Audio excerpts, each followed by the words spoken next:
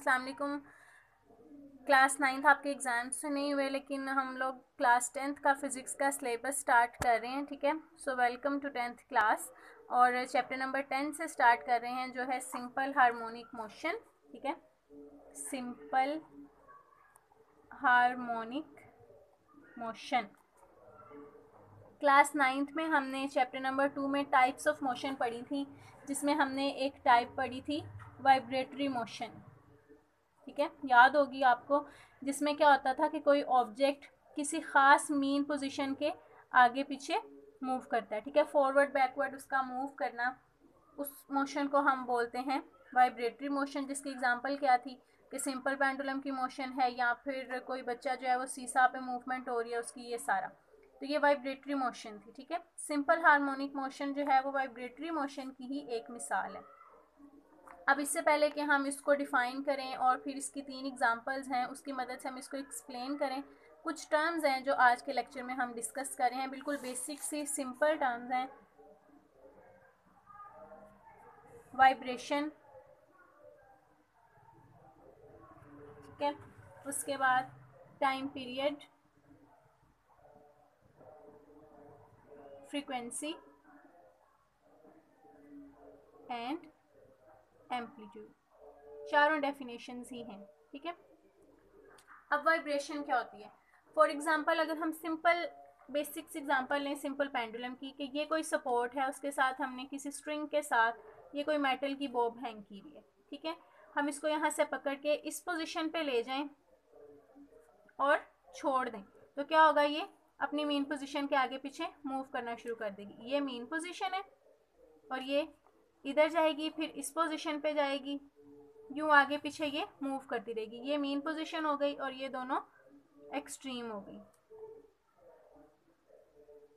यानी वस्ती पोजीशंस, और ये कौन सी हैं? इंतहाई पोजीशन। तो वाइब्रेशन क्या होती है? एक बॉडी का, जैसे इसका, अपनी मेन पोजीशन के आगे पीछे एक चक्कर पूरा करना, यानी इस एक्सट्रीम पे गई, इस एक्सट्रीम पे गई और वापस मीन पे आ गई। तो ये जो एक चक्कर इसने पूरा किया है, ये क्या है? एक वाइब्रेशन। ठीक है, इसको बोलते हैं कंप्लीट साइकिल को एक vibration, complete round trip of a body about mean position, vibration हो गई। नेक्स्ट है हमारे पास टाइम पीरियड। टाइम पीरियड क्या होगा? इस एक वाइब्रेशन को पूरा करने के लिए, जो उसने मीन पोजीशन से स्टार्ट की है, फिर extreme, second extreme and then again to mean position, यहाँ तक आने के लिए जो उसने टाइम लिया है, फॉर एग्जांपल 3 सेकेंड्स लिए हैं, 6 सेकेंड्स लिए हैं, या 8 सेकेंड्स लिए हैं, तो वो जो टाइम इंटरवल होगा जिसमें इसने अपनी वाइब्रेशन कंप्लीट की है, उसको क्या बोलते हैं? Time period. ठीक है, और ऐसा यूनिट इसका क्या होता है? सेकेंड्स में लेते हैं हम टाइम। ये हम चैप्टर नंबर 1 में देख चुके हैं। इन क्लास 9 फिजिकल क्वांटिटीज़ का आपका चैप्टर था कि टाइम का ऐसा यूनिट सेकेंड होता है। उसके बाद है फ्रीक्वेंसी। फ्रीक्वेंसी क्या होती है? ये हमारी जो बॉडी है, एक सेकेंड में वो जितनी वाइब्रेशंस कंप्लीट कर रही है। ठीक है, जैसे फॉर एग्जांपल एक सेकेंड में बॉडी ने इस तरह से कंप्लीट वाइब्रेशन जो की हैं वो 4 थी। ठीक है, तो वो जो नंबर ऑफ वाइब्रेशंस कंप्लीट हुए हैं विद इन 1 सेकेंड, वो उसकी क्या होगी? फ्रीक्वेंसी। ठीक है, और फ्रीक्वेंसी का क्या यूनिट होता है? फ्रीक्वेंसी का यूनिट होता है हर्ट्ज, HERTZ, और रिप्रेजेंट करते हैं हम इसको HZ से।